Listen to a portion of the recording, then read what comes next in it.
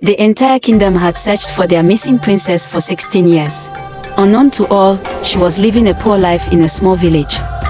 Every day, Ifeoma walked barefoot through dust and sweat, working so hard to help her frail godmother. The villagers pitied her, some called her unlucky. And no one knew on her neck was a secret that could shake an entire kingdom. But the truth was even darker. The princess didn't disappear by accident. How did a royal child end up living in poverty? And who tried to erase her from the throne? This is the unbelievable story of the lost princess. In a small village on the edge of a vast kingdom lived a poor girl named Ifeoma. Her hut was made of cracked mud walls and a leaking thatch roof. Every morning before the sun rose, she would walk miles to fetch water from a distant stream. Her clothes were worn and patched many times, and many villagers mocked her for her poverty. But Ifeoma had something unusual about her. Around her neck hung a golden pendant shaped like a rising sun. She had worn it since she was a baby, though she never knew where it came from. The old woman who raised her had found her wrapped in silk beside the village road during a rainstorm. Keep that pendant safe, the old woman would advise. It carries a story even the wind remembers. Despite her hardship, Ifeoma had a strange dignity about her. She spoke gently, helped the elderly, and shared her little food with hungry children. The villagers often wondered how someone so poor could behave like someone born into royalty. What they didn't know was that she truly was. Years earlier, the great kingdom of Lemuria had been thrown into chaos after the mysterious disappearance of its newborn princess during a violent palace attack. The royal family searched for years but never found the child.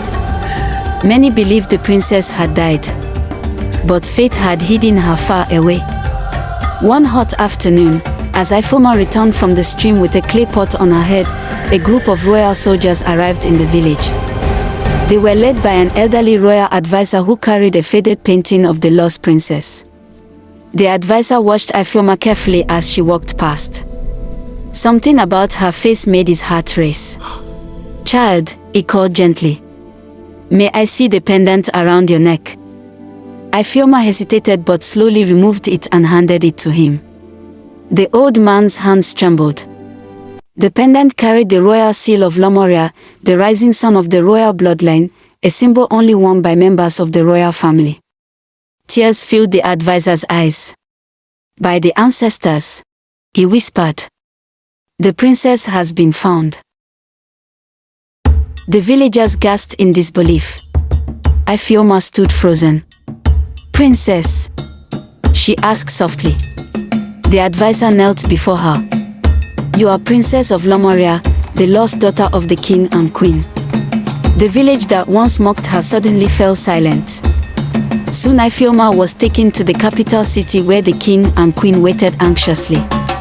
When the queen saw the pendant and looked into Ifeoma's eyes, she broke into tears. Those same amber eyes. The eyes of her lost child. Mother and daughter embraced after years of separation.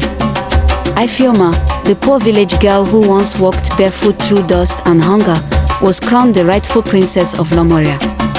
But she never forgot the life she came from. Instead of living in luxury alone, Princess Ifeoma used her power to build wells, schools, and homes in poor villages like the one that raised her. She ruled with kindness, remembering every insult, every hunger, every tear she had endured. And the people of Lemuria would always say, the greatest princess was not the one born in the palace, but the one who learned compassion in the dust.